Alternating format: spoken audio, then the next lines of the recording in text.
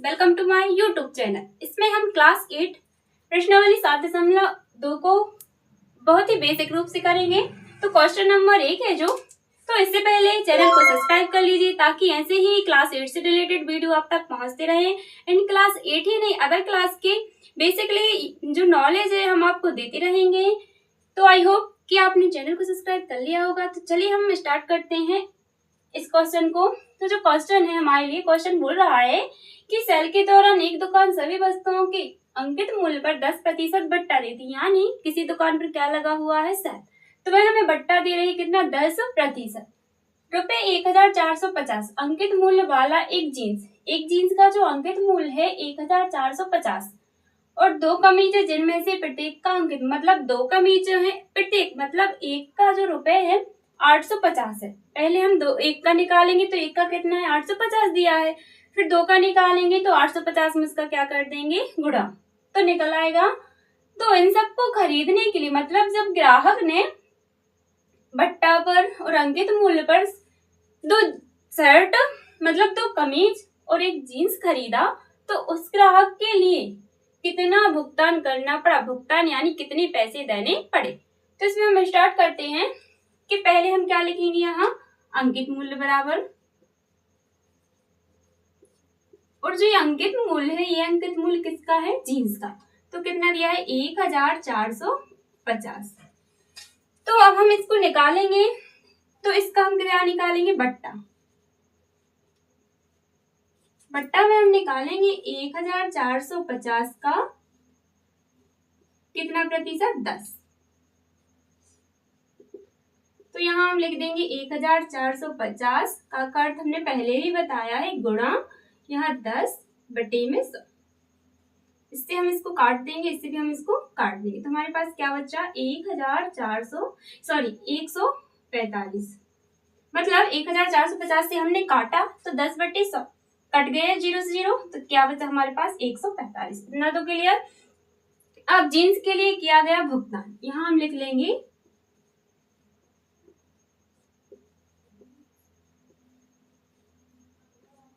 Jeans के लिए किया गया भुगतान।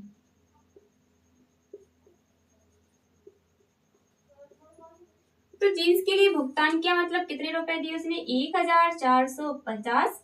इसमें से हम माइनस कर देंगे 145। इसमें से हमने इसको माइनस किया तो 10 में से 5 गए 5, फिर 5 में से 5 गए 0, 3 में से 1 गए, 4 में से 1 गया 3 और 1 का 1 ही है। तो जीन्स के लिए कितने रुपए देने पड़ रही हैं, 1305। इतना तो क्लियर। जीन्स के लिए रुपए कितने आ गए, 1350। अब हमें करना है कमीजों का। तो एक कमीज का कितना मूल्य है, 850। तो हम यहाँ लिख लेंगे 2 कमीजों का मूल्य।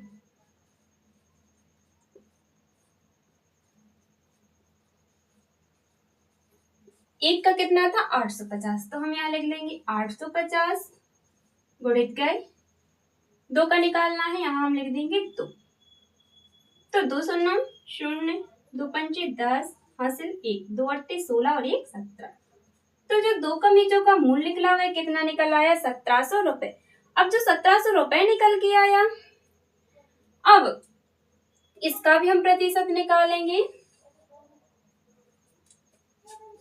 बट्टा निकालें तो हम निकालेंगे 1700 का 10%। इतना तो क्लियर। अब हम यहाँ लिख देंगे 1700 का अर्थ होता है गुणा 10/100। इसको हम काट देंगे, 1 0 से 1 0 चला जाएगा, 1 से 1, तो हमारे पास यहाँ कितने आ गए, 170। तो जो 61 पर बट्टा निकल के आया वह कितना आ गया, 170।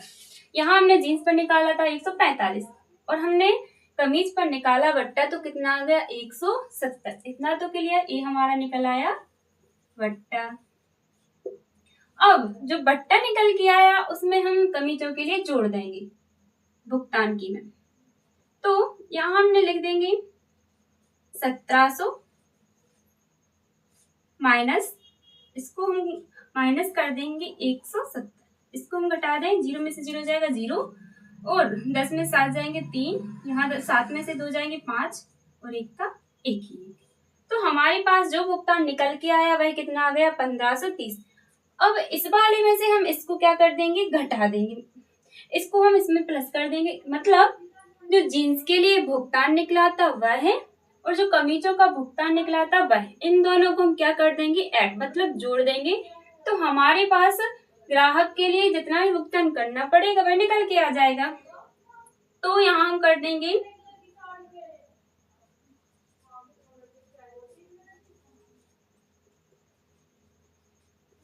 अभी हमें देखना है जीन्स का कितना है 1305 प्लस कमीज का कितना निकल के आया 1530। इसको हम ऐड कर देंगे तो 5 के 5 ही 5, 3 का 3 ही 3, 5 और 3 8 और 1 और 1। तो हमारे पास कुल भुगतान निकल के आया 2835। तो ग्राहक को कुल कितने रुपए देने होंगे 2835। आई होप कि आपको ये क्वेश्चन बहुत ही समझ में आया होगा। तो इसमें हमें कुछ नहीं करना था, इसमें अंकित मूल्य दिया था 1450। इसमें हम पहले बट्टा निकालेंगे, फिर जीन्स के लिए भुगतान मतलब जो भी हमारे पास यहाँ निकल के आएगा उसमें हम 1450 में से माइनस कर देंगे तो निकल आएगा। फिर 2 कमीजों का निकालेंगे, इसमें हम 2 का गुणा कर देंगे। फिर 1700 का फिर से इसका बट्टा निकालेंगे, फिर इसमें से इसको माइनस कर देंगे। फिर जो जीन्स का होगा भुगतान और कमीजों का भुगतान होगा उन दोनों को हम क्या कर देंगे ऐड। तो हमारे पास कुल भुगतान आ जाएगा। तो कितना करना पड़ा 2835। बहुत ही मोस्ट IMP क्वेश्चन है जो पेपर में बार बार पूछा जाता है। तो इसका है एक टेलीविजन का मूल्य ₹13,000 मतलब एक टीवी का मूल्य 13,000 है। इस पर 12% की दर से मतलब इसकी जो दर है बिक्री दर वह कितनी है 12% वसूला जाता है। यदि विनोद इस टेलीविजन को खरीदता है तो उसके द्वारा भुगतान की जाने वाली राशि मतलब उसके द्वारा भुगतान की जाने वाली हमें राशि ज्ञात करना है। तो अभी पता नहीं कि उसके द्वारा कितनी राशि। तो हम लिख लेंगे यहाँ पर टेलीविजन का मूल्य।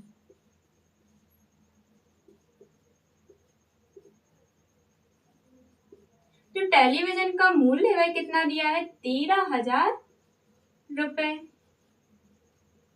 और जो दर दी गई है वह दर कितनी दी गई है 12%।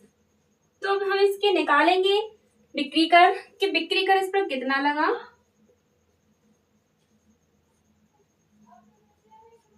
बिक्री कर हम यहाँ लिख लेंगे 13,000 का 12% मतलब का अर्थ क्या हो गया गुणा और 12%। 12% करते हम लिख लेंगे 100। तो इसमें से हम इसको काट देंगे, इसको काट दिया इसको इससे। अब इसमें हम इसका गुणा कर देंगे तो 12 शून्य कितने हो जाएंगे 0, 12 3 36, हासिल 3, 12 एकम 12, 12 और 3 15। तो हमारे पास बिक्री कर कितना आ गया 1560। अब जो हमारे पास बिक्री कर निकल के आया तो अब हम जो विनोद द्वारा भुगतान की जाने वाली राशि है उसमें इसको क्या कर देंगे ऐड।